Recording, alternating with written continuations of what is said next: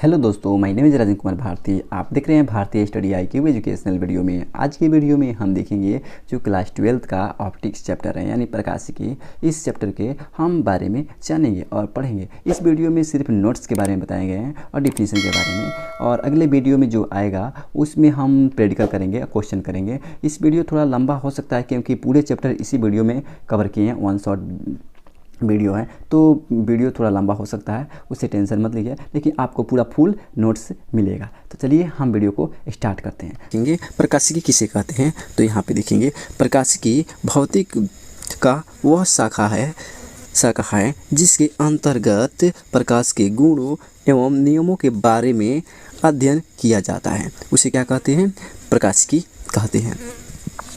दूसरे नंबर देखेंगे, दूसरा एक एक करके सबका डिफिनीशन हम देखेंगे। और कह रहा है किरण किसे कहते हैं। किरण का डिफिनीशन यह है, प्रकाश जिस पथ से गमन करता है उसे किरण कहते हैं।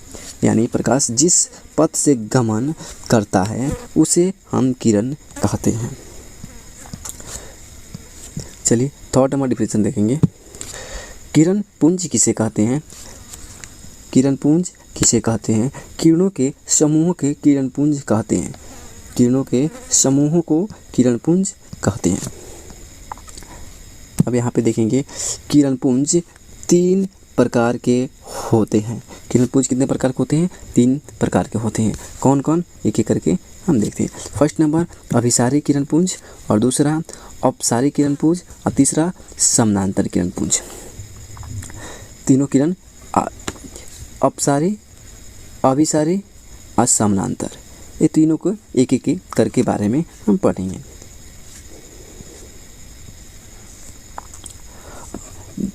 फर्स्ट नंबर में देखेंगे, फर्स्ट नंबर में अभिसारी किरण पुंज। जब प्रकाश की किरण विभिन्न दिशाओं से आकर एक बिंदु पर मिलती है तो यह अभिसारी किरण पुंज कहलाती है। अभिसारी किरण पुंज कहलाती है। जैसे कि यहाँ पे एक बिंदु है, यहाँ से किरण यहाँ से और चारों तरफ से एक ही बिंदु पर आकर मिलती है, तो इसे क्या कहेंगे, अपसारी किरण पुंज। चलिए दूसरा नंबर देखेंगे, अपसारी किरण पुंज। अपसारी किरण पुंज कहता है, जब प्रकाश की किरण एक बिंदु से निकलकर विभिन्न दिशाओं में फैलती है तो उसे किरण पुंज की अपसारी किरण पुंज कहलाता है। जैसे कि एक बिंदु है, यहाँ से निकलेगा, यहाँ से निकलेगा, यहाँ से निकलेगा, यहाँ से निकलेगा, हर जगह से निकलेगा। जैसे यहाँ ऐसे चिन्ह रहेगा, तो इसे क्या कहेंगे, अपसारी किरण पुंज। चलिए अगला देखते हैं, अपसारी। और थर्ड नंबर है, 3 नंबर समानांतर किरण पुंज। जब प्रकाश की किरण एक दूसरे के समानांतर जाते हैं तो इस तरह की किरण पुंज को समानांतर किरण पुंज कहते हैं। जैसे कि एक ही समानांतर, यानी जो ही लाइन दिया है एक ही तल में हो और एक ही समानांतर, कहीं नहीं कटेगा, ये आपस में कहीं नहीं कटेगा, जहाँ यहाँ से जाएगा वो एक ही समानांतर में चला जाएगा, तो इसे कहते हैं समानांतर किरण पुंज। समानांतर किरण पुंज समझ गए। अब देखेंगे प्रकाश के परावर्तन यानी रिफ्लेक्शन ऑफ लाइट।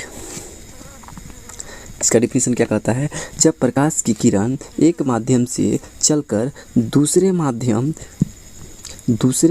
में किसी सतह से टकराए पुनः पहले माध्यम में लौट जाती है तो इस माध्यम को प्रकाश की परावर्तन कहते हैं। समझेंगे, जब प्रकाश की किरण एक माध्यम से चलकर दूसरे माध्यम में किसी सतह से टकराकर पुनः पहले माध्यम में लौट जाती है तो इस घटना को प्रकाश के परावर्तन कहते हैं। जैसे देखेंगे,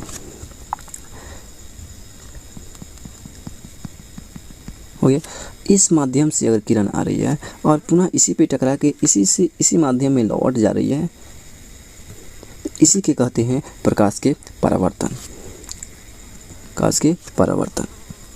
चलिए अगला देखते हैं। हाँ, एक बात और ध्यान रहे, जो एक किरण आती है, एक किरण आती है इस पे, जो इस पड़ती है इस बिंदु पे और ये लौटती है, तो इसे कहते हैं आपतित किरण आज जो लौटती है इसे कहते हैं परावर्तित किरण। जो यहाँ पे आप देख सकते हैं, यहाँ पे लिखा हुआ है, यहाँ पे लिखा हुआ है आपतित किरण, यहाँ पे लिखा है परावर्तित किरण। यहाँ पे देखेंगे प्रकाश, यहाँ पे कलर चेंज कर लेते हैं, ब्लैक,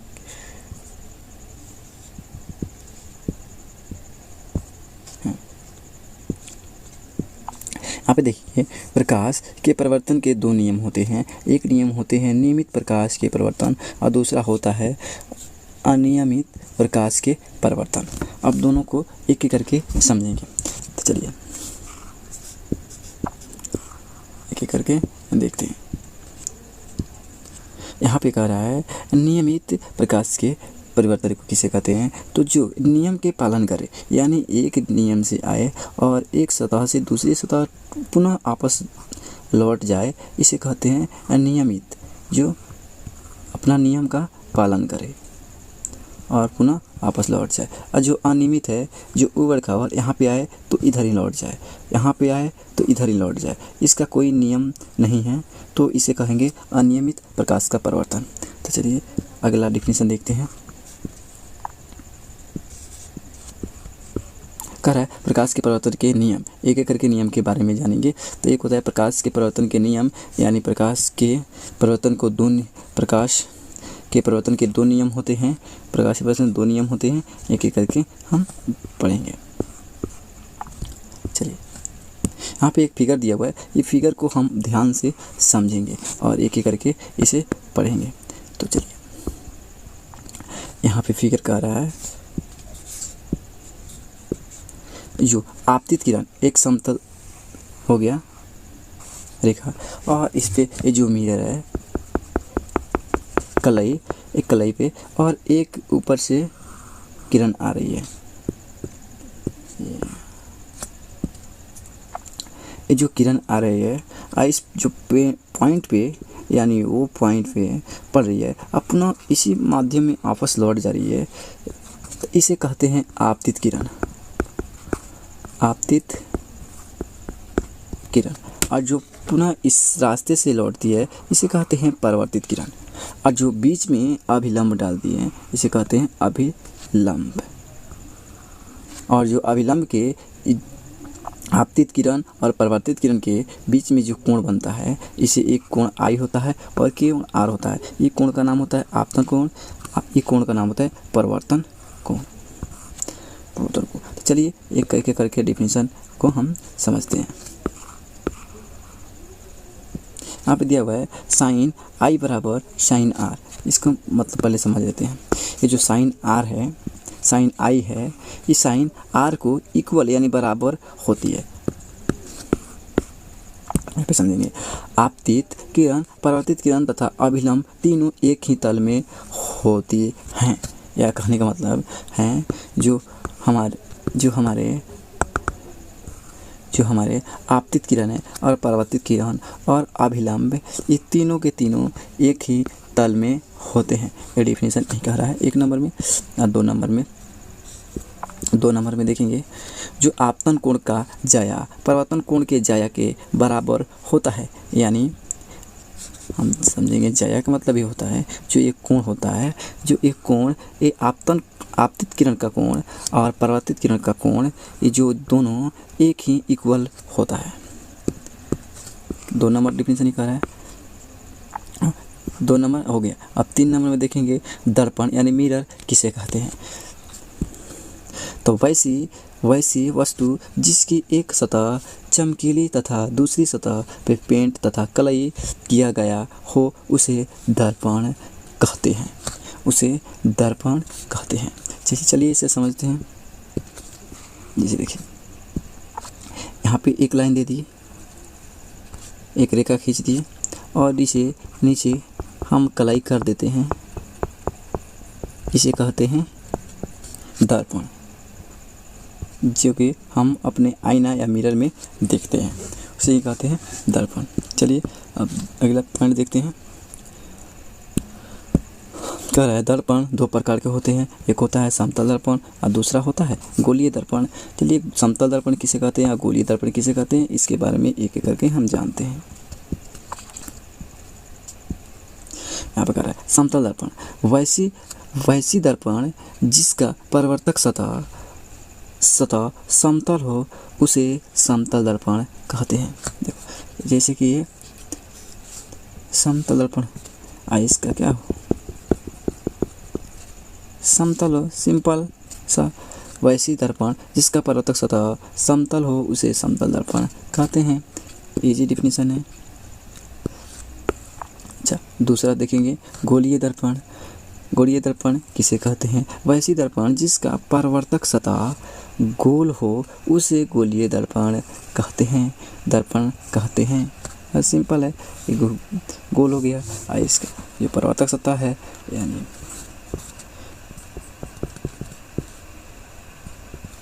एक अंदर से क्या रहेगा तो एक बाहर से क्या रहेगा, इसे क्या कहते हैं? गोलीय दर्पण। देखेंगे गोलीय दर्पण दो प्रकार के होते हैं, एक होता है अवतल दर्पण और दूसरा होता है उत्तल दर्पण। अब उत्तल दर्पण किसे कहते हैं, अवतल दर्पण किसे कहते हैं, एक एक करके हम समझेंगे। हाँ एक बात याद है जी, अवतल दर्पण को कन्वेक्स मिरर कहते हैं और उत्तल दर्पण को कन्वेक्स मिरर कहते हैं। तो सबके डिफिनीशन हमें पता रखनी चाहिए। तो एक एक करके हम डिफिनीशन के बारे में जानते हैं।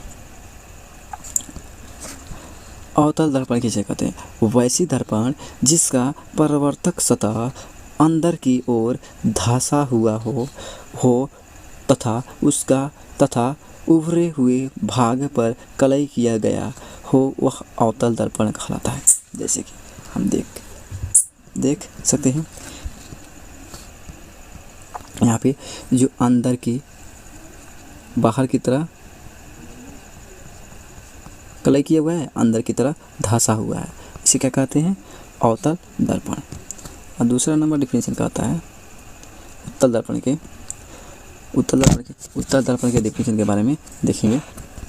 वैसी गोलीय दर्पण जिसका परावर्तक सतह बाहर की ओर उठा हुआ है तथा धंसे हुए भाग पर कलई किया गया हो, वह उत्तल दर्पण कहलाता है। चलिए इसका भी एग्जांपल देख लें। अंदर से कलई किया गया है ना, यहाँ पे अंदर से कलई किया गया है, ये जो भाग उठा हुआ है इसी को कहते हैं उत्तल दर्पण यानी उठा हुआ भाग। अगला देखेंगे, कह रहा है प्रतिबिंब किसे कहते हैं यानी इमेज। जब प्रकाश की किरण प्रकाश या परावर्तक या अपवर्तक के बाद जिस बिंदु पर मिलती है या मिलती हुई प्रतीत होती है उसे बिंदु से वस्तु का प्रतिबिंब बनता है। यानी इसका कहने का मतलब देखिए, जब प्रकाश की किरण परावर्तक या अपवर्तक के बाद जिस बिंदु पर मिलती है या मिलती हुई प्रतीत होती है उस बिंदु पे वस्तु का प्रतिबिंब बनता है, ऑटोमेटिक बनता है। अगला देखेंगे, प्रतिबिंब दो प्रकार के होते हैं। इससे पहले हम प्रतिबिंब यानी इमेज का डिफिनीशन कल देख लिए हैं और इमेज के डिफिनीशन यानी प्रतिबिंब। तो चलिए आज हम देखेंगे यानी प्रतिबिंब कितने प्रकार के होते हैं। प्रतिबिंब दो प्रकार के होते हैं, एक होते हैं वास्तविक प्रतिबिंब और दूसरा होता है काल्पनिक प्रतिबिंब।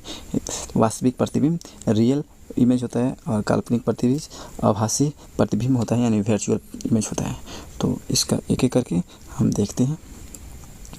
यहाँ पे सबसे पहले एक नंबर में देखेंगे वास्तविक प्रतिबिंब किसे कहते हैं। जब प्रकाश की किरण परावर्तक सत्ता परावर्तन या अपवर्तन के बाद जिस बिंदु पर मिलती है उस बिंदु पर वस्तु का वास्तविक प्रतिबिंब बनता है।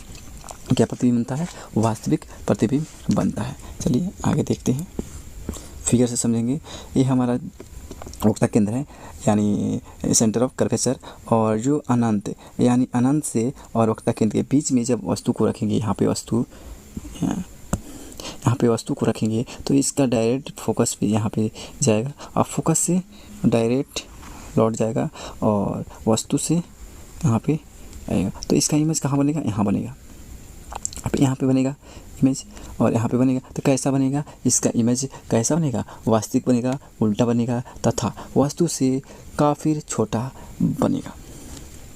ओके, तो ऐसा ही इसका यहाँ पे लिख देंगे, इसका सब एरो यहाँ पे वहाँ देंगे। तो चलिए आगे देखते हैं। काल्पनिक यानी आभासी प्रतिबिंब। जब प्रकाश की किरण परावर्तक या अपवर्तक के बाद जिस बिंदु पर मिलती हुई प्रतीत होती है, उस बिंदु पर वस्तु का काल्पनिक यानी आभासी प्रतिबिंब बनता है। इसका थोड़ा देखेंगे, इसका कैसा प्रतिबिंब बनता है। देखिए यहाँ पे यह है क्या? फोकस। जब फोकस पे रखते हैं, यहाँ पे नहीं, इधर है फोकस, यहाँ पे फोकस है। और फोकस पे जब वस्तु को रखते हैं, तो जब यहाँ पे इमेज रखे हुए हैं और इमेज यानी वस्तु को रखे हुए हैं, तो वस्तु को जब यहाँ से आएगा और यहाँ से यहाँ वापस लौट जाएगा और इसका प्रतिबिंब जो बनेगा यानी सेंटर ऑफ कर्वेचर यहाँ पे आएगा सी, यहाँ पे सी है। तो इसको मिलने का प्रतीत कहाँ से होगा? यहाँ से। तो इसका प्रतिबिंब क्या बनेगा? यहाँ पे डेफिनेशन दिया हुआ है, देख लेते हैं। देखिए यहाँ पे एक एक करके पार्ट 1 ही है।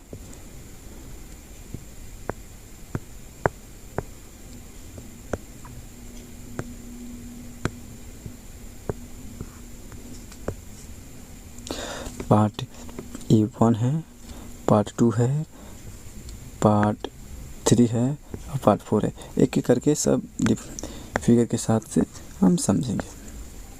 चलिए अब देखते हैं यहाँ पे गोलीय दर्पण। गोलीय दर्पण में कुछ महत्वपूर्ण बिंदुओं को देखेंगे, जो सेंटर ऑफ कर्वेचर यानी वक्रता केंद्र है, यानी जो सी वक्रता केंद्र है और एफ फोकस दूरी है, ए पी है, ई पी ध्रुव है। इसके बारे में आगे देखेंगे। ध्रुव यानी ध्रुव की डिफिनेशन देखेंगे। गोलीय दर्पण के बीच वाले बिंदु को ध्रुव कहते हैं। सभी दूरियां ध्रुव से ही मापी जाती हैं। ध्रुव को पी से सूचित किया जाता है। 2 नंबर देखेंगे, वक्रता केंद्र यानी सेंटर ऑफ कर्वेचर होता है। इसका डिफिनेशन देखेंगे। गोलीय दर्पण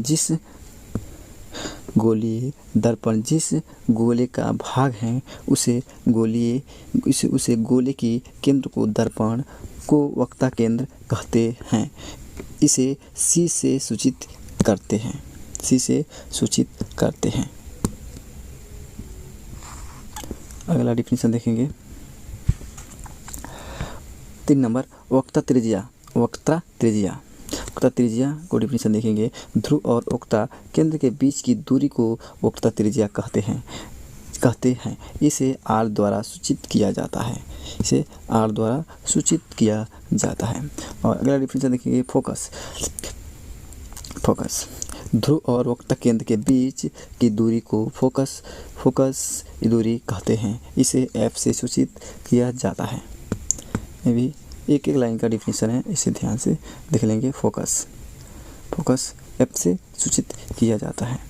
अब एक और है फोकस का डिफिनेशन, तो ये भी देख लेते हैं। 5 नंबर, फोकस दूरी है, वो तो था फोकस। ध्रुव और फोकस के बीच की दूरी को फोकस दूरी कहते हैं। इसे एफ द्वारा सूचित किया जाता है। ये छोटा एफ द्वारा सूचित किया जाता है। मतलब डिफिनेशन देखेंगे। प्रधान अक्ष क्या है? यानी प्रधान अक्ष ध्रुव और वक्रता केंद्र से के होकर गुजरने वाली अक्ष को ध्रुव प्रधान अक्ष कहते हैं। अगला डिफिनेशन देखेंगे। ये क्या है? नोट है। नोट तो पढ़ लेते हैं। नोट में क्या है? अवतल दर्पण में फोकस और वक्रता त्रिज्या हमेशा माइनस यानी ऋणात्मक यानी नेगेटिव होता है। बात सही है। अवतल दर्पण में प्रतिबिंब का बनना, तो चलिए एक एक करके हम देखते हैं कैसे कैसे प्रतिबिंब बनता है। तो चलिए फर्स्ट नंबर देखेंगे। फर्स्ट नंबर का है, जब वस्तु को अवतल दर्पण के सामने अनंत पर रखा जाता है तब उसका प्रतिबिंब फोकस यानी एफ पर वास्तविक, उल्टा तथा वस्तु से काफ़ी छोटा बनता है। चलिए देखते हैं कैसे। यहाँ पे मान लेते हैं, यहाँ पे एफ है, यहाँ पे वक्रता केंद्र है, यहाँ पे वस्तु को रखा गया है और यहाँ से जब आएगा और फोकस से होकर जाएगा और जाएगा, यहाँ से जाएगा फोकस से होकर जाएगा, तो यहाँ पे जो प्रतिबिंब बनेगा बहुत क्या बनेगा, वास्तविक बनेगा, उल्टा बनेगा तथा वस्तु से काफ़ी छोटा बनेगा। तो इसे आई ध्रुव है पी, तो ऐसा ही ई कर है। चलिए इसको समझते हैं। अगला को 2 नंबर का आता है, जब वस्तु को अवतल दर्पण के सामने अनंत और वक्रता केंद्र के बीच में रखा जाता है तब उसका प्रतिबिंब फोकस तथा वक्रता केंद्र के बीच वास्तविक, उल्टा तथा वस्तु से छोटा बनता है। इसको देखिए कैसे बनता है। यहाँ पे देखिए, जब कह रहा है वस्तु को यह अनंत है, अनंत यानी अनंत से वक्रता केंद्र के बीच में रखा गया है, यानी वस्तु को यहाँ पे रखा गया है, तो इसका फोकस यानी फोकस से होकर जाएगा और डायरेक्ट वक्रता केंद्र से होकर जाएगा, तो कहाँ फोकस बनेगा, यहाँ पे बनेगा। यहाँ पे कैसा बनेगा, उल्टा बनेगा, उल्टा बन रहा है। फोकस तथा वक्रता केंद्र के बीच वास्तविक बनेगा, उल्टा बनेगा तथा वस्तु से छोटा बनता है। इसको भी देख लिए। चलिए अगला 3 नंबर देखते हैं। कह रहा है, जब वस्तु को अवतल दर्पण के सामने वक्रता केंद्र पर रखा जाता है तब उसका प्रतिबिंब वक्रता केंद्र पर ही वास्तविक, उल्टा तथा वस्तु के बराबर बनता है। चलिए इसका भी देखते हैं कैसे। यहाँ पे देखिए, जब वक्रता केंद्र पे क्या कह रहा है, जब वस्तु को अवतल दर्पण के सामने वक्रता केंद्र यानी ये वक्रता केंद्र हो गया, वक्रता केंद्र, और क्या कह रहा है, वक्रता केंद्र पर रखा जाता है और ये सिर्फ यहीं पे रखा जाता है, तो इसका क्या, तब उसका प्रतिबिंब कहाँ बनेगा, तो उसका प्रतिबिंब सीधे यहाँ पे वस्तु को रखा जाता है, यहाँ जाएगा और यहाँ से लौट कर आ जाएगा और फोकस से लौटते हुए यहाँ पे आ जाएगा, तो इसका प्रतिबिंब यहाँ पे बनेगा, यहाँ पे बनेगा। तो कैसा बनेगा, देखिए यहाँ पे कह रहा है, वास्तविक बनेगा, उल्टा बनेगा तथा वस्तु के बराबर बनेगा। वस्तु के ऊपर जितना बनेगा उतना ही नीचे बनेगा। तो इसे क्या कहते हैं, रूल नंबर 3। रूल नंबर 4 देखेंगे। कह रहा है, जब वस्तु को अवतल दर्पण के सामने वक्रता केंद्र और फोकस के बीच में, यानी जब वस्तु को वक्रता केंद्र या फोकस के बीच में रखेंगे, यहाँ पे रखेंगे, तो इसका प्रतिबिंब कहाँ बनेगा। तो चलिए इसका प्रतिबिंब देखिए, यहाँ आएगा और फोकस से होकर गुजरता हुआ जाएगा और फोकस से होकर प्रतिबिंब और उसका केंद्र के बीच वास्तविक, उल्टा तथा वस्तु से बड़ा बनेगा। यहाँ से जाएगा और वस्तु यहाँ पे है तो वस्तु से बड़ा बनेगा, उल्टा वास्तविक बनेगा, उल्टा भी बनेगा और वस्तु से बड़ा बनेगा। चलिए अगला नंबर देखते हैं। 5 नंबर कह रहा है, जब वस्तु को अवतल दर्पण के सामने फोकस यानी एफ पर रखा जाता है तब इसका प्रतिबिंब अनंत पर वास्तविक, उल्टा तथा वस्तु के काफ़ी बड़ा बनता है। चलिए एक बार इसको भी देख लेते हैं। जब वस्तु को एफ पर रखा गया है, यहाँ पे रखा गया है, तो इसको जब जाएगा यहाँ फोकस से होकर जाएगा और यहाँ पे मिलती हुई प्रतीत होगा कहीं मिलती हुई, एक मिनट, कहीं मिलती हुई क्या प्रतीत होगी। तो यहाँ पे क्या कर रहा है, प्रतिबिंब अनंत पर वास्तविक बनेगा, उल्टा बनेगा तथा वस्तु से काफ़ी बड़ा बनेगा। वस्तु से क्या, यहाँ पे वस्तु रखा गया तो यह क्या काफ़ी बड़ा प्रतिबिंब इसका बनेगा। तो चलिए अगला देखते हैं, लास्ट वाला 6 6 नंबर कह रहा है जब वस्तु को अवतल दर्पण के सामने फोकस यानी F ध्रुव के बीच में रखा जाता है तब उसका प्रतिबिंब कहाँ दर्पण के सामने पीछे आभासी काल्पनिक सीधा तथा वस्तु से बड़ा बनेगा। चलिए इसको भी देख लेते हैं। कह रहा है जब वस्तु को अवतल दर्पण के सामने यानी फोकस F और ध्रुव के यानी ये ध्रुव हो गया, ये ध्रुव हो गया, ये F हुआ, फोकस हो गया, तो इसके बीच में यहाँ पे फोकस और ध्रुव के बीच में यहाँ पे रखना चाहिए। ये फिगर गलती बन गया है, इसको फोकस और यहाँ पे रखना चाहिए, यहाँ पे। तो यहाँ पे बनेगा और यहाँ से जाएगा और कहाँ से F से गुजर जाएगा, कहाँ मिलने का आगे यहाँ पे इसको बढ़ाया जाएगा और यहाँ से लौट जाएगा। तो यहाँ कहाँ तक, यहाँ मिलने की ई नहीं रहेगा, यहाँ पे मिलने की प्रतीत होगी। यहाँ पे कहाँ कैसे प्रतिबिंब बनेगा, यहाँ पे प्रतिबिंब दर्पण के पीछे यानी पीछे बन रहा है और आभासी काल्पनिक, यहाँ पे काल्पनिक बनेगा, वास्तविक नहीं बनेगा, काल्पनिक बनेगा और सीधा तथा वस्तु से काफ़ी बड़ा बनेगा। चलिए अगला देखते हैं। ये सब क्वेश्चन दिया हुआ है, एक एक करके देख लेंगे, कोई इसमें दिक्कत वाली बात नहीं है। क्वेश्चन प्रेडिक्ट दिया है, थ्योरी, इसको सब कर लेंगे। यहाँ पे शॉर्ट स्क्रीन कर ले लीजिएगा, वीडियो ज़्यादा लंबा हो जाएगा इसलिए, थोड़ा लॉन्ग तो वीडियो है ही। तो यहाँ पे एक क्वेश्चन दिया हुआ है, क्वेश्चन यहाँ पे पढ़ लेंगे। यहाँ पे क्वेश्चन एक दिया हुआ है, क्वेश्चन पढ़ लेते हैं। एक अवतल दर्पण के सामने एक वस्तु को 140 सेंटीमीटर दूरी पर रखी गई है।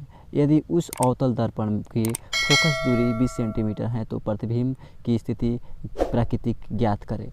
ऐसे क्वेश्चन को हम बहुत ही आसानी से करते हैं। और यहाँ पे भी दिया हुआ है U बराबर R बराबर V बराबर और F R/2 होता है, तो इसको निकालना पड़ता है। और निकालने के लिए और ये सब क्वेश्चन प्रैक्टिकल के लिए और थ्योरी में काम आएगा, तो इसको अलग वीडियो में हम देखेंगे और एक एक करके सब क्वेश्चन को बारीक। यहाँ पे भी एक क्वेश्चन है, यहाँ पे भी R बराबर इतना दिया 0.5 है, U बराबर 20 और V बराबर भी निकालना है। ये सब क्वेश्चन हम अगले वीडियो में एक एक करके, ये भी क्वेश्चन है F बराबर इतना और U बराबर इतना और V वही निकालना है। ये सब आसान वाला क्वेश्चन है। और यहाँ पे चलिए, यहाँ पे एक दे दिया है अवतल दर्पण पे क्वेश्चन कह रहा है, अभी क्वेश्चन पढ़ लेते हैं। एक अवतल दर्पण के सामने वस्तु को 0.68 मीटर की दूरी पर रखी गई है और उस दर्पण की फोकस दूरी वस्तु दूरी की आधी हो तो प्रतिबिंब की स्थिति ज्ञात करें। ये भी क्वेश्चन बहुत बढ़िया है और ये भी क्वेश्चन यहाँ पे दे दिया है और निकालना है। सब क्वेश्चन आसान है। और चलिए क्वेश्चन देख लेना। अब आ गया क्या, अवतल दर्पण में प्रतिबिंब बनने का नियम और बनाने का नियम कैसे बनता है। तो चलिए इसे हम एक एक करके देखते हैं। चलिए यहाँ पे दिया है अवतल दर्पण में प्रतिबिंब का बनना।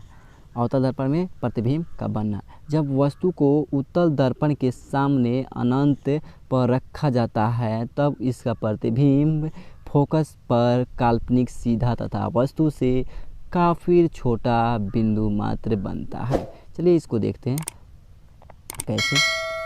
तो देखिए यहाँ पे ये फिगर के माध्यम से समझेंगे, ये फिगर के माध्यम से हम समझेंगे जो भी इसका प्रतिबिंब कहाँ बनता है। तो चलिए यहाँ पे देखिए, यहाँ पे हमारा P है, यहाँ पे फोकस है और यहाँ पे ये उत्तल दर्पण है, तो इसलिए यहाँ पे इसका अंदर की फिगर बनेगा। यहाँ पे वस्तु आएगा, यहाँ से आ रहा है, यहाँ से, और इसका सीधे यहाँ पे जाएगा और फोकस पे बनेगा। फिगर ध्यान से देख लीजिएगा, फिगर मेन इसका फिगर है और डिफिनीशन भी देख लीजिएगा, क्योंकि इस वीडियो में खाली डिफिनीशन के बारे में बताएंगे और थ्योरी अगले वीडियो में करेंगे। और दूसरा नियम कहता है इसका, जब वस्तु को उत्तल दर्पण के सामने रखा जाता है तब उसका प्रतिबिंब दर्पण के दूसरे तरफ फोकस और ध्रुव के बीच में काल्पनिक सीधा तथा वस्तु से छोटा बनता है।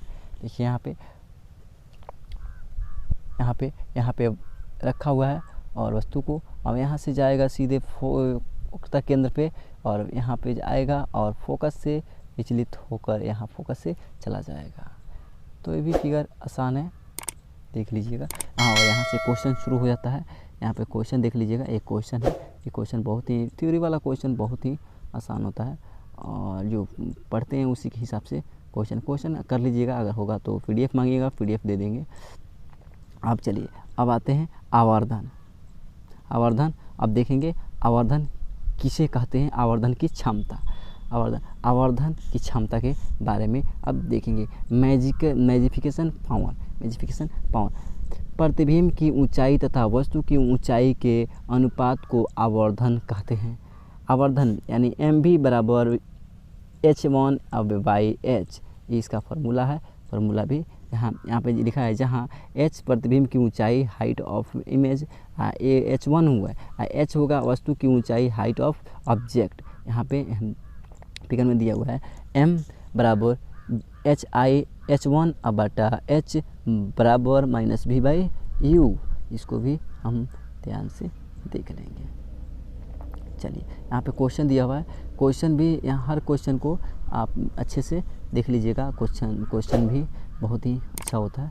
और क्वेश्चन यहाँ पे कह रहा है, क्वेश्चन एक अवतल दर्पण के सामने 5 सेंटीमीटर लंबी 40 सेंटीमीटर की दूरी पर खड़ी है। यदि उस दर्पण को वक्रता त्रिज्या 300 सेंटीमीटर तथा आवर्धन क्षमता मीटर 15 क्षमता M बराबर 15 मीटर दिया हुआ है, तो प्रतिबिंब की ऊंचाई तथा प्रतिबिंब की दूरी ज्ञात करें। ये भी क्वेश्चन बहुत ही मस्त है। और H दिया हुआ है, R दिया हुआ है, M दिया हुआ है, और F बराबर R/2 होता है, और उसको हम सिद्ध कर लेंगे। सब क्वेश्चन सिद्ध किया हुआ है। और चलिए यहाँ पे भी क्वेश्चन है, क्वेश्चन देख लेंगे, और एक एक करके सब क्वेश्चन को हम बारीकी से समझेंगे। यहाँ से अगला पीछे वाला एक क्वेश्चन रिपीट करें, यहाँ से शुरू होगा अगला। प्रकाश, यहाँ पे देखेंगे, प्रकाश के अपवर्तन यानी रिफ्लेक्शन ऑफ लाइट किसे कहते हैं। प्रकाश की किरण एक माध्यम से दूसरे माध्यम में प्रवेश करता है तो वह अपने पथ से विचलित हो जाता है, तो इस घटना को प्रकाश का अपवर्तनांक कहते हैं। चलिए इसे समझते हैं फिगर के माध्यम से। यहाँ पे फिगर दिया हुआ है, और फिगर के माध्यम से हम समझेंगे जो प्रकाश की जो सरल माध्यम से विरल माध्यम में कैसे कैसे कन्वर्ट होता है। तो चलिए यहाँ पे देखेंगे, यहाँ पे जो माध्यम दिया हुआ है ये होता है ऊपर वाला सरल माध्यम, और जो नीचे वाला होता है वो विरल माध्यम होता है। जो पानी का तल से होता है वो विरल माध्यम होता है। तो इसको हम एक एक करके यहाँ पे समझेंगे।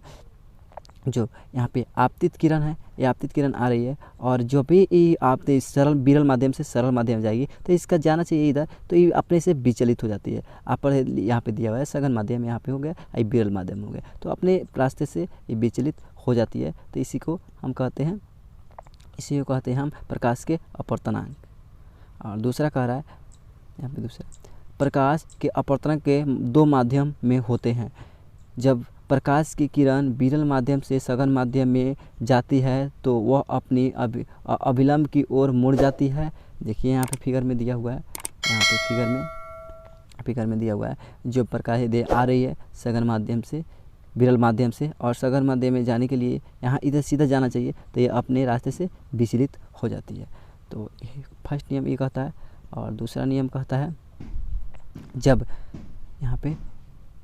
जब प्रकाश की किरण सघन माध्यम से विरल माध्यम में प्रवेश करता है तो वह अपने अभिलंब से दूर भाग जाता है। जब यहाँ से आ रहा है और जिसको जाना चाहिए सीधा, तो अभिलंब से यहाँ पे दूर भाग जा रहा है ना, तो इसी को अभी दूसरा नियम कहता है।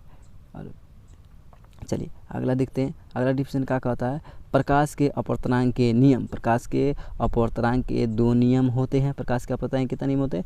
2 नियम होते हैं। पहला नियम कहता है आपतित किरण तथा आपतन बिंदु पर डाला गया अभिलंब दोनों ही एक ही तल में होता है। जैसे साइन आई बराबर साइन आर, यहाँ पे इसके पहले शुरू में ही पढ़े थे साइन आर। दूसरा नियम कहता है आपतन कोण का जाया तथा अपवर्तन कोण का जाया दोनों एक ही अनुपात में होता है। इसे अनुपात में होता है स्ने लॉ यानी स्ने का नियम भी कहते हैं।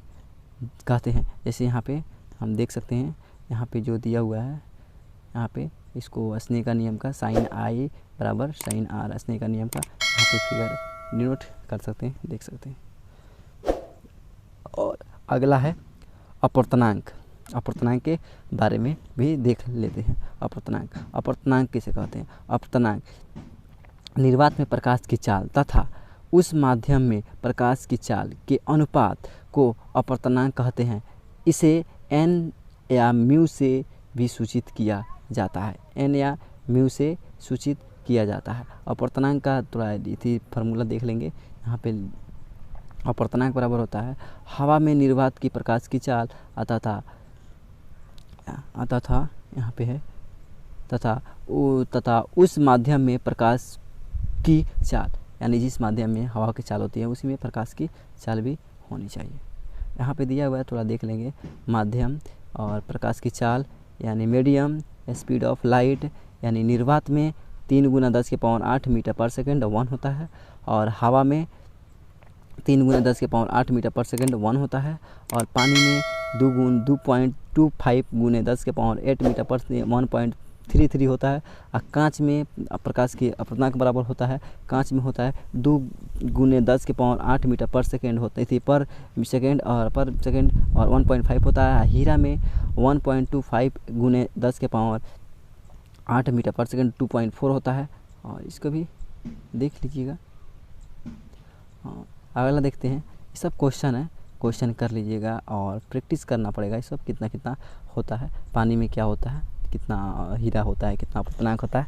और चलिए, अपवर्तनांक 2 प्रकार के होते हैं। अपवर्तनांक 2 प्रकार के होते हैं, अपेक्षित अपवर्तनांक और निरपेक्ष अपवर्तनांक। तो चलते फर्स्ट 1 नंबर देखेंगे, अपेक्षित अपवर्तनांक किसे कहते हैं। तो चलिए देख लें। निर्वात में प्रकाश की अपवर्तनांक तथा माध्यम में प्रकाश की अपवर्तनांक के अनुपात को अपेक्षित अपवर्तनांक कहते हैं। जैसे म्यू बराबर म्यू ए और म्यू एम भी उसका फार्मूला होता है, हम देख लेंगे। चलिए 2 नंबर का होता है निरपेक्ष अपवर्तनांक किसे कहते हैं। दूसरे माध्यम में प्रकाश के अपवर्तनांक तथा पहले माध्यम में प्रकाश की अपवर्तनांक के अनुपात को निरपेक्ष अपवर्तनांक कहते हैं। जैसे μ2 बराबर μ1/μ2 यानी μ2/μ1, इसको चेंज कर दिया है। चलिए अगला डेफिनेशन की ओर चलते हैं। और यहाँ पे क्वेश्चन दिया हुआ है, क्वेश्चन एक एक करके सब क्वेश्चन को हल कर लेंगे। और यहाँ पे क्वेश्चन दिया हुआ है तो क्वेश्चन पढ़ लीजिएगा। और जल और गिलास में कांच के निरपेक्ष अपवर्तनांक क्या होगा।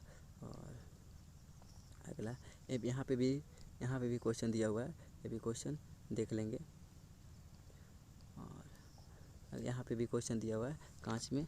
सब एक एक करके क्वेश्चन आप यहाँ से शुरू करेंगे। हम क्वेश्चन कर लेंगे अगले वीडियो में। इस वीडियो में खाली डेफिनेशन के बारे में बताएंगे हैं, तो वीडियो इसलिए थोड़ा पूरा हम चाहते हैं इस वीडियो में पूरा डेफिनेशन ही कवर कर दें। और अगले वीडियो में प्रैक्टिस करेंगे तो सब वीडियो अलग शॉर्ट वीडियो रहेगा। तो चलिए यहाँ पे देखेंगे लेंस में 2 फोकस होते हैं। लेंस में कितने फोकस होते हैं? 2 फोकस होते हैं। लेंस यानी 2 पारदर्शी सतहों से घिरे आकृति को लेंस कहते हैं। लेंस का डिफिनीशन हो गया। लेंस का डिफिनीशन चाहिए तो इसको नोट कर लीजिए। अच्छा, अब यहाँ कह रहा है लेंस 2 प्रकार के होते हैं। अब कौन कौन से होते हैं 2 प्रकार के, चलिए देखते हैं। फर्स्ट नंबर होता है उत्तल लेंस और दूसरा होता है अवतल लेंस। और दोनों को एक एक करके डिफिनीशन हम देखेंगे। चलिए अब यहाँ पे कुछ चार्ट बनाया गया है, चार्ट के माध्यम से हम समझते हैं।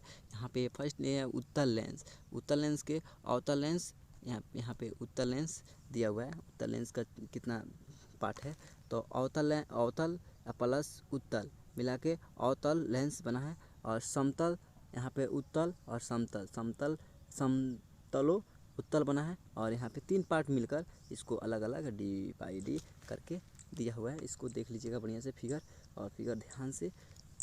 और यहाँ पे दिया है अवतल लेंस, यानी अवतल लेंस के बारे में यहाँ पे चर्चा किया गया है। और अवतल लेंस में भी 3 इसका डायग्राम किस तरह फिगर बनता है उसके बारे में ये बता रहा है, उसके बारे में समझा रहा है। चलिए अब लेंस के बारे में थोड़ा हम चर्चा कर लेते हैं।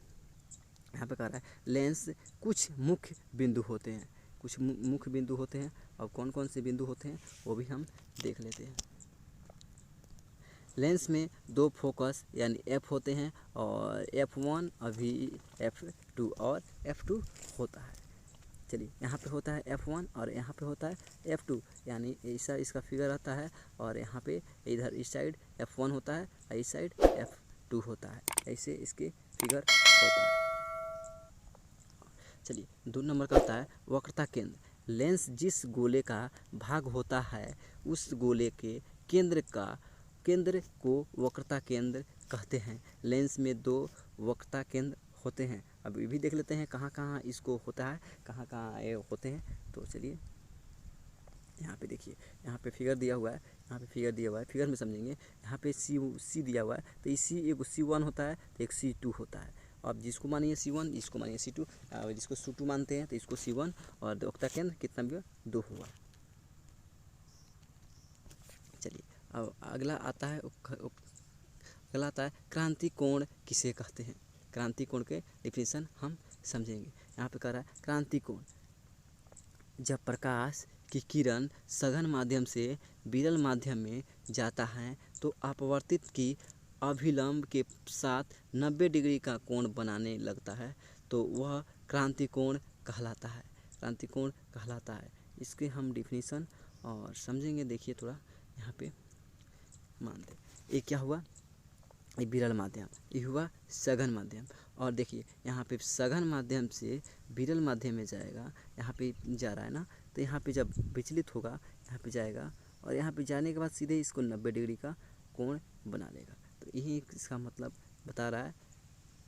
और अगला देखेंगे पूर्ण आर्थिक परिवर्तन। पूर्ण आर्थिक परिवर्तन कहता है डिफिनीशन, जब प्रकाश की किरण सघन माध्यम से विरल माध्यम में प्रवेश करता है तो वह क्रांति कोण का मान 90 डिग्री से बढ़ जाता है, और जिसके कारण पुनः सघन माध्यम में लौट जाता है, तो इस घटना को प्रकाश का पूर्ण आंतरिक परिवर्तन कहते हैं। इसको भी हम फिगर के माध्यम से समझाते हैं। देखिए यहाँ पे फिगर ध्यान से समझिएगा। ये फिगर दिया हुआ है, यहाँ पे दिया हुआ है, यहाँ पे दूसरा फिगर, यहाँ पे तीसरा, और आ रहा है जैसे सघन माध्यम से विरल माध्यम पार करेगा, पार करने से पहले वो इसी रास्ते से मुड़ जाएगा, तो इसी को कहते हैं पूर्ण क्रांति कोण। अब अगला नोट दिया हुआ है, नोट में थोड़ा देख लेंगे। प्रकाश का पूर्ण आंतरिक परिवर्तन हमेशा सघन माध्यम से विरल माध्यम में जाने पर होता ही है। सघन माध्यम से हमेशा विरल माध्यम में जाने पर होता है। यहाँ पे सघन माध्यम से विरल माध्यम दे रहा है। तो चलिए ये भी डिफिनीशन हो गया। हम ऑनली इस वीडियो में खाली डिफिनीशन के बारे में बताएंगे, अगले वीडियो में प्रैक्टिस करेंगे क्वेश्चन के ऊपर। चलिए अगला डिफिनीशन, प्रकाश का पूर्ण आंतरिक परिवर्तन के कुछ उदाहरण हम समझेंगे। 1 नंबर देखें, पानी में हवा के बुलबुले का चमकना। जब प्रकाश की किरण पानी में बना हवा के बुलबुले पर पड़ता है तो सघन माध्यम से विरल माध्यम में प्रवेश करता है, जिसका कारण अपवर्तनांक कोण का मान क्रांति कोण से बढ़ जाता है, जिससे पूर्ण आंतरिक परिवर्तन होने लगता है। इसी पूर्ण आंतरिक परिवर्तन के कारण पानी में हवा का बुलबुला चमकता है। समझ में आ गया कैसे चमकता है? तो जब हवा के पानी में बुलबुला जाता है, यहाँ पे फिगर दिया हुआ है, ये भी यही क्वेश्चन है, कैसे चमकता है, ये भी यही क्वेश्चन बोर्ड में पूछता है, तो ये फिगर ध्यान से देख लीजिएगा। चलिए अगला डिफिनीशन हम देखते हैं मिराग के बारे में थोड़ा जान लेते हैं। मिराग के, गर्मियों के दिनों में जब रेगिस्तान में प्रकाश की किरण रेत पे पड़ती है तो रेत पृथ्वी से थोड़ी ऊपर उठ जाता है, जिसके कारण ऊपर सघन माध्यम तथा नीचे विरल माध्यम हो जाता है, जिससे प्रकाश की किरण सघन माध्यम से विरल माध्यम में जाता है तो अपवर्तनांक कोण का मान क्रांति कोण से बढ़ जाता है, जिससे पूर्ण आंतरिक परिवर्तन होने लगता है, जिस कण रेगिस्तान में स्थित पेड़ पौधे का प्रतिबिंब उल्टा बनने लगता है, जिससे यात्रियों को जल का आभास होता है और वह जल की तलाश में निकल जाते हैं, लेकिन वहां जाने पर कोई जल नहीं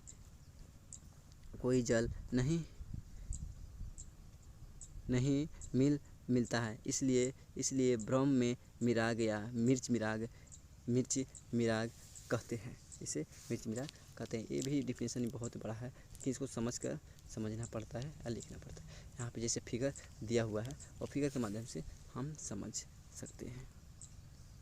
चलिए अगला देखते हैं। अगला है प्रकाशिकी तंतु। इस क्या है, इसके भी डिफिनीसन थोड़ा देख लेते हैं। एक लाइन की डिफिनीसन है वो भी देख लेते हैं। प्रकाशिकी तंत्र, यहाँ पे प्रकाशिकी तंत्र एक प्रकाशीय यंत्र है जिसके उपयोग अंदर स्थित वस्तुओं नाक, कान, गला इत्यादि के अंदर देखने की क्रिया किया जाता है, देखने की कार्य किया जाता है, काम किया जाता है। जो अंदर नाक में जो इसे किसी चीज़ की रहती है उसी को देखने में काम किया जाता है। अगला डिफिनीशन कह रहा है कार्य प्रकाशीय तंतु के दूसरे सिरे पे स्थित वस्तु को देखने के लिए पहले सिरे से दूर देखा जाता है। जब पहले सिरे रो देखते हैं तो प्रकाश की किरण सघन माध्यम से विरल माध्यम में जाता है जिससे आंतरिक परिवर्तन होता है और वह प्रस्तुत पूर्ण आंतरिक परिवर्तन के कारण स्पष्ट रूप से साफ दिखाई देता है। इसका फिगर भी है, फिगर के माध्यम से भी देखेंगे। और बनावट भी देखा है, यहाँ पे फिगर है तो पहले ये पढ़ लेते हैं। बनावट क्या है? बनावट में प्रकाशीय तंत्र एक पाइप एक आकार का होता है जिसका बाहरी हिस्सा मार्ग में कांच तथा आंतरिक भाग में ऊंचाई अपवर्तनांक वाले कांच लगा होता है जिसका अपवर्तनांक लगभग 1.7 होता है। इसलिए ऊंचाई वाले अपवर्तनांक को कांच के कारण वस्तुओं को स्पष्ट रूप से साफ सुथरा दिखाई देती है। तो ये भी डिफिनीशन इसका है। देखिए उसका फिगर कैसा होता है। उसका फिगर ऐसा होता है जो आप पूरे यहाँ से अगर वस्तु यहाँ से देखा जाए, यहाँ पे वस्तु रखा गया है तो यहाँ पे आएगा, यहाँ पे लड़ेगा, यहाँ से जाएगा, यहाँ से जाकर यहाँ से यहाँ पे वस्तु को दिखाई देगा। इसी अगला देखते हैं। अगला कह रहा है अवतल लेंस में प्रतिबिंब का बनना। अवतल लेंस में प्रतिबिंब कैसे बनता है, सब फिगर के साथ में हम बहुत ही डिफिनीशन पढ़ दे रहे हैं और फिगर समझा दे रहे हैं। फिगर बहुत ही बारीकी से समझना पड़ता है, बनाना पड़ता है। तो चलिए देखते हैं फिगर। कह रहा है अवतल लेंस में प्रतिबिंब का बनने का नियम। जब वस्तु को अवतल लेंस के सामने अनंत पर रखा जाता है तब इसका प्रतिबिंब लेंस के दूसरे तरफ एफ पर वास्तविक उल्टा तथा वस्तु से काफ़ी छोटा बनता है। यहाँ पे फिगर के माध्यम से समझ सकते हैं। यहाँ पे देखिए फिगर दिया हुआ है, यहाँ पे फिगर, और फिगर के माध्यम से हम समझ सकते हैं। जो अभी वस्तु को रखा गया है, वस्तु को रखा गया है यहाँ पे जहाँ पे वस्तु यहाँ पे रखा गया है F2 पर, और वस्तु आएगा यहाँ से आ रहा है और यहाँ से जा रहा है और यहाँ से आ रहा है। तो इसका फिगर जो बन रहा है वो कैसा बनेगा, यहाँ पे देख रहे हैं वास्तविक बनेगा, उल्टा बनेगा तथा वस्तु से काफ़ी छोटा बन रहा है, यहाँ पे छोटा बन रहा है। तो इसका थोड़ा फिगर हार्ड होता है और फिगर थोड़ा कठिन बनता है। अगला डिफिनीशन 2 नंबर कह रहा है जब वस्तु को उत्तल लेंस के सामने अनंत और वक्रता केंद्र के बीच में रखा जाता है तब इसका प्रतिबिंब लेंस के दूसरी तरफ वास्तविक उल्टा तथा वस्तु से छोटा बनता है। जो यहाँ फिगर में आप देख सकते हैं। फिगर को शॉर्ट स्क्रीन लेना चाहते हैं तो ले सकते हैं और यहाँ पे ले लीजिए शॉर्ट स्क्रीन, और इस तरह फिगर इसका बनता है। जो यहाँ पे C1 है, F1 है और यहाँ पे F2 है और यहाँ पे C2 है। तो सब दिया हुआ है, यहाँ पे फिगर देखकर बना सकते हैं। चलिए 3 नंबर का आता है जब वस्तु को 1 मिनट। 3 नंबर कहता है जब वस्तु को अवतल लेंस के सामने वक्रता केंद्र पर रखा जाता है तब उसका प्रतिबिंब लेंस के दूसरे तरफ केंद्र पर ही वास्तविक उल्टा तथा वस्तु से बराबर बनता है, वस्तु के बराबर बनता है। वस्तु कैसे बनता है बराबर, चलिए हम देखते हैं। यहाँ पे देखिए, यहाँ पे फिगर, यहाँ पे वस्तु को रखा गया है यहाँ पे, और यहाँ पे जब वस्तु को रखेंगे तो एक यहाँ पे आया है और दूसरा यहाँ पे जाएगा सीधे, और यहाँ से होकर यहाँ से विचलित होकर यहाँ पे आएगा, तो वस्तु को बराबर बन रहा है, बराबर बना ना। तो इसी तरह इसका डिफिनीशन कहता है। 4 नंबर देखिए क्या कर रहा है। जब वस्तु को अवतल लेंस के सामने वक्ता केंद्र और फोकस दूरी के बीच में रखा जाता है तब उसका प्रतिबिंब लेंस के दूसरी तरफ वक्ता केंद्र और अनंत के बीच वास्तविक उल्टा तथा वस्तु से बड़ा बनता है। यहाँ इसका फिगर देखिए, फिगर ध्यान से देख लीजिएगा फिगर, तो कोई दिक्कत नहीं है, फिगर ही सब कुछ समझ में आता है। यहाँ पे फिगर ध्यान से हम देख लेंगे, कलर चेंज कर दिए हैं। और 5 नंबर कहता है, 1 मिनट, 5 नंबर कहता है जब वस्तु को अवतल लेंस के सामने फोकस पर रखा जाता है तो इसका प्रतिबिंब लेंस के दूसरी तरफ वास्तविक तथा उल्टा तथा वस्तु से काफ़ी बड़ा बनता है। काफ़ी, अब ये कहाँ बनेगा इसको कोई ठीक नहीं है, कहीं नहीं मिलेगा, जाकर कहीं अनंत पे मिलेगा तो बड़ा बन रहा है, इसलिए यह वस्तु से बड़ा बनता है। और 6 नंबर कहता है जब वस्तु को उत्तल लेंस के सामने वस्तु को फोकस और ध्रुव के बीच में रखा जाता है तो लेंस के उसी तरफ काल्पनिक सीधा तथा वस्तु से बड़ा बनता है। हम कोशिश करते हैं इस वीडियो में समाप्त करने के लिए पूरे, और समाप्त कर देंगे, वीडियो थोड़ा लंबा होगा, कोई दिक्कत नहीं है, पूरे हम नोट्स के इस वीडियो में डिफिनीशन के बारे में समझा देते हैं। इसका फिगर यहाँ पे दिया हुआ है, जो ये कहीं पे मैच नहीं करेगा, यहाँ पे कहीं नहीं मैच करेगा, और इसका फिगर ऐसा है। चलिए एक नोट है, नोट थोड़ा पढ़ लेते हैं।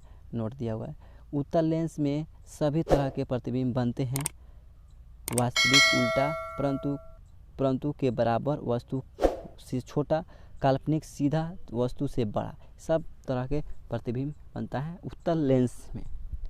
अवतल लेंस में कैसे प्रतिबिंब बनता है, थोड़ा इसको भी देख लेते हैं।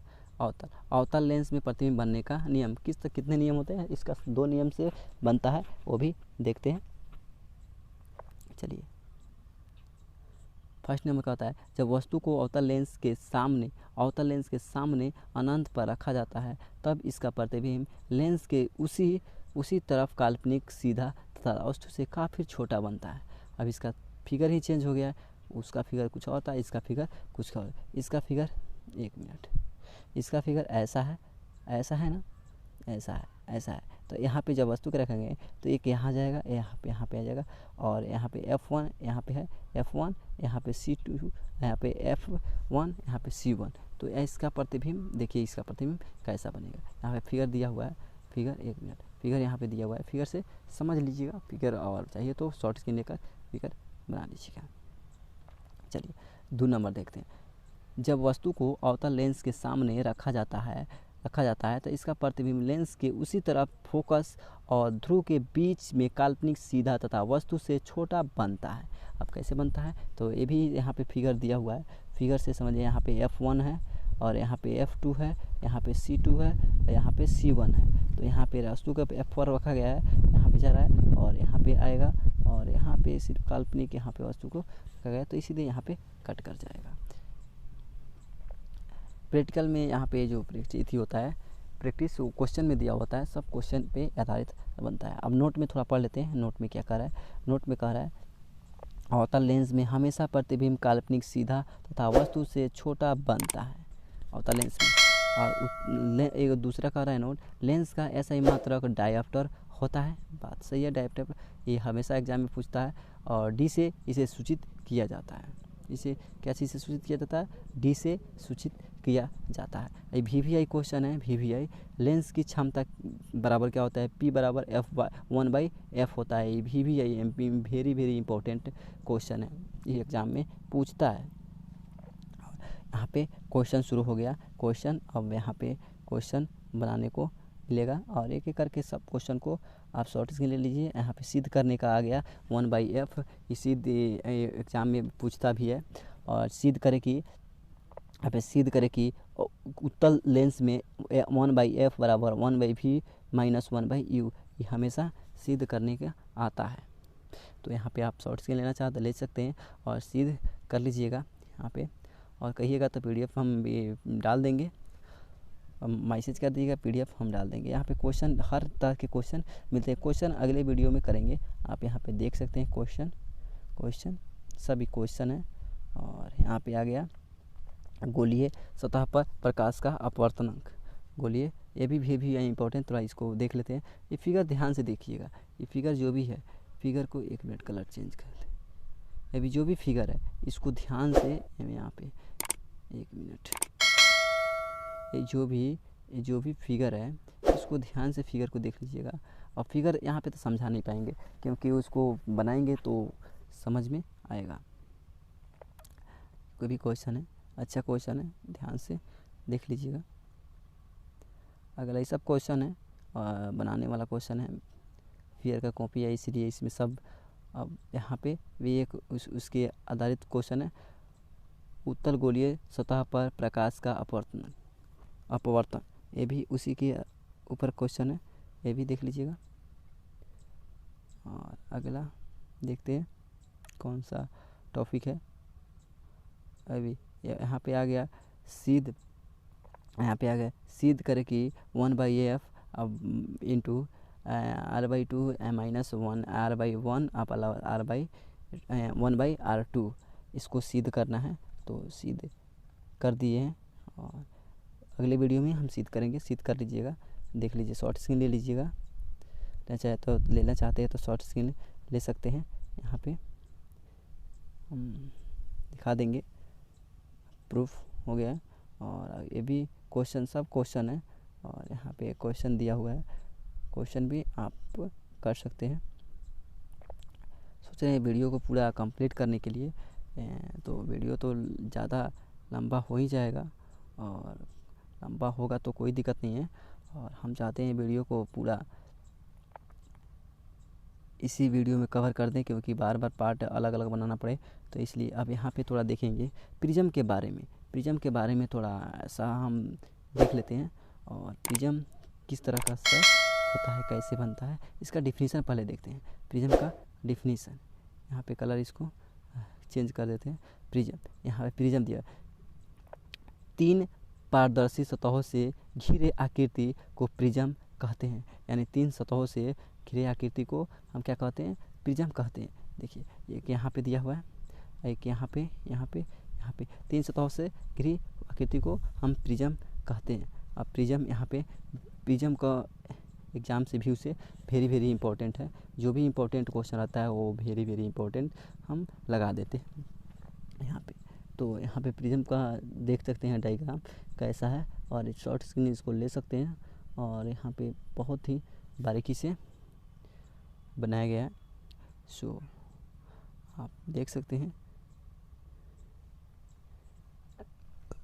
इसको अच्छे से प्रैक्टिस कर लीजिएगा।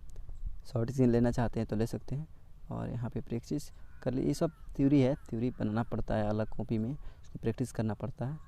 और आप देख लीजिएगा, वीडियो को रोक कर और थोड़े देर तक इसको देखिएगा स्किप करके पीछे। अब यहाँ पे प्रूफ हो गया है, ज़्यादा यहाँ पे क्वेश्चन शुरू हो जाता है, फिर क्वेश्चन ही क्वेश्चन है। तो यहाँ पे अगला क्वेश्चन देखते हैं।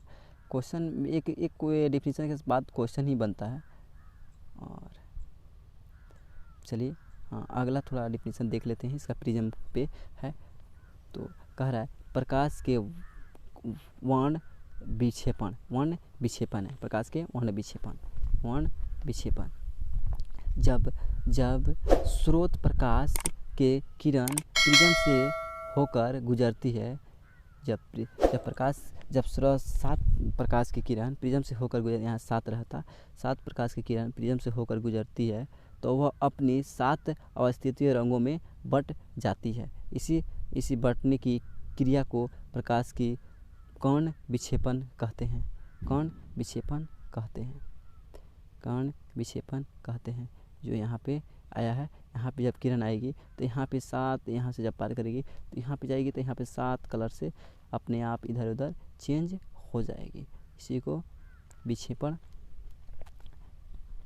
कहते हैं। अब यहाँ पे कुछ नोट लिखा गया है, और नोट देख लेंगे। प्रिज्म के द्वारा प्रकाश के वर्ण विक्षेपण में सबसे अधिक विचलन बैंगनी तथा सबसे कम विचलन लाल रंग का होता है, क्योंकि लाल रंग का तरंग अधिक तरंगदैर्घ्य अधिक बैंगनी का रंग का तरंगदैर्घ्य सबसे कम होता है, सबसे कम होता है। बात सही है। हाँ, सिग्नल पे लाल रंग लगाया जाता है क्योंकि सिग्नल पे जो स्टेशन पे जहाँ पे खतरा उतरा रहता है वहाँ पे लगाया जाता है, सिग्नलों पर लगाया जाता है। तरंगदैर्घ्य अधिक होता है और प्रतिकर्ण कम होता है, इसलिए कर्ण सिग्नलों पे लाल रंग लगाया जाता है। चलिए अब खत्म होगा और लास्ट 3-4 पैराग्राफ और है, इसको देख लेते हैं। दूसरा पॉइंट का होता है जब दो प्रिज्म को एक दूसरे के साथ दूसरे के उल्टा रखा जाता है और जब श्वेत प्रकाश के किरण पहले प्रिज्म से होकर गुजर तो अपने साथ अथवा रंगों के साथ दूसरे प्रिज्म से बाहर की ओर निकाले तो खेत प्रकाश की किरण निकालता है। इसलिए दो प्रिज्म को